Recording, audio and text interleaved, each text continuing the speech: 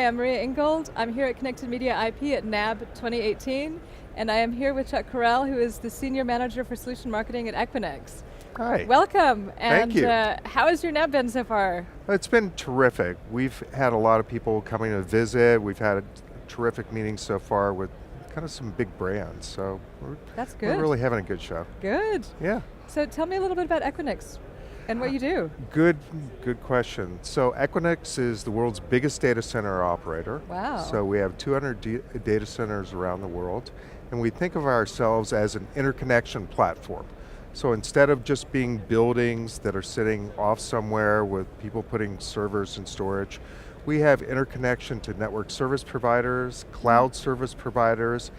Equinix is the place to go if you want to interconnect and build your digital supply chain. So. Okay, and you've got a product called MC, which is the short name for it. Oh yeah, MC, which is Equinix Media Cloud Ecosystem for Entertainment. Oh, wonderful. It's an ecosystem that we build in locations around the world, so Okay. in Los Angeles, Silicon Valley, New York, London, Amsterdam, Paris, Frankfurt. And basically Wow. we bring together media companies to create ecosystems so that they can build their supply chain by interconnecting to each other, interconnect to networks and cloud service providers so they can reach users and distribute content. Okay. Yeah. So yes. So moving on with this. So how are media companies leveraging hybrid and multi-cloud architectures? Good question.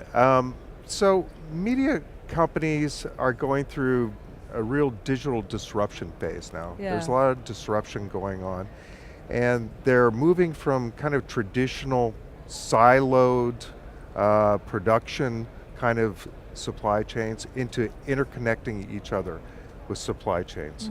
So when a company creates a production, they want to be able to shoot on a location, transport those assets, get those assets in secure federated storage, and allow people to work on those assets with the files at rest in secure storage, Oh yeah. and then enhance that, create a final product, and distribute it out. Along the way, you have to have that intellectual property, that asset, sitting in secure storage in a Yes. data center Yes. facility, whether it's yours on your lot or yours in your basement or in an Equinix facility. So the first thing is have that asset secured in storage, and then you have to leverage cloud to actually work on that asset, whether it's for render or adding metadata or adding visual effects, whatever it is. So you have to reach into the cloud from that secure stored file. And that's really the nexus of hybrid. So hybrid, secure private storage next to public cloud. Yes, and that security piece is absolutely critical for content creators who value their content and don't want it to get out and be exposed In at the an early wild, stage. right? Yeah, exactly. So companies are doing that just in simple production, but then actually you have to personalize it and monetize it. Yes. So after you absolutely. have these assets and you have them in storage, you should be able to take those assets in archive, combine it with new assets, personalize it for you or me, what our interest is, and monetize it. So to do that, you have to be connected to cloud. You have to have big analytics, Yeah. and you have to have artificial intelligence, all combined in the MC ecosystem to produce this. How does the artificial intelligence fit in?